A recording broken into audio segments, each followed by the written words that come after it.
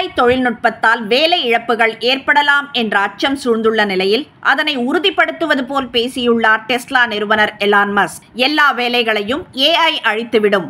எதிர்காலத்தில் வேலை செய்வது என்பது அவரவர் விரும்பி தெரிவு செய்து கொள்ளும் பொழுதுபோக்கு அம்சம் போல் ஆகிவிடும் என்று எலான் மஸ்க் பேசியுள்ளது விவாத பொருளாகியுள்ளது. பாரிஸில் வியாழக்கிழமை ஒரு நிகழ்ச்சியில் காணொலி வாயிலாக பேசிய எலான் மஸ்க், AI தொழில்நுட்பத்தால் அனைத்து வேலைகளும் அழிக்கப்படும். ஒரு கட்டத்தில் நம் யாருக்குமே வேலை இருக்காது. ஆனால் அது மோசமான மாற்றம் என்று சொல்ல முடியாது. எதிர்காலத்தில் நீங்கள் வேலை பார்க்க விரும்பினால் மட்டுமே பார்க்கலாம். வேலை என்பது ஒருவித பொழுதுபோக்கு அம்சம் போல் ஆகிவிடும். மற்றபடி ரோபோக்கள் எல்லா சேவைகளையும் செய்துவிடும். உங்களுக்கு தேவையான பொருட்களை அவையே கொண்டு வந்து கொடுக்கும். ஆனால் எதிர்காலத்தில் வேலை இல்லாமல் மனிதர்கள் உணர்வு பூர்வமாக எவ்வாறு தன்னிறைவு பெறுவார்கள் என்ற கேள்வி இருக்கிறது.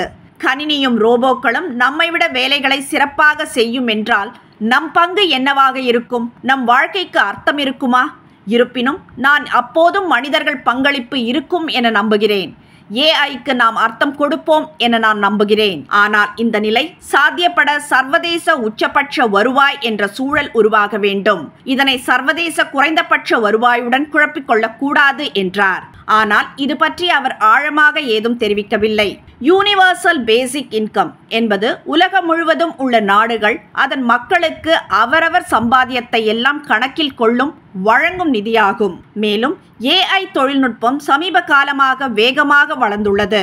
ஆனால் அவற்றை பொறுப்புடன் எப்படி பயன்படுத்திக் கொள்வது என பல நிறுவனங்களும் ஒரு முடிவுக்கு வர முடியாமல் இருக்கின்றன என்றார். அதேபோல் குழந்தைகள் சமூக ஊடகங்களை பயன்படுத்துவதை பெற்றோர் கண்காணிக்க வேண்டும் என்றும் மஸ்க் அறிவுரை கூறினார். சமூக ஊடகங்கள் டோபமைன் மேக்சிமைசிங் AI புரோகிராமிங் மூலம் கட்டுப்படுத்தப்படுவதால் அதனை குழந்தைகள் பயன்படுத்தும் நேரத்தை கண்காணிக்க வேண்டும் என்றார்.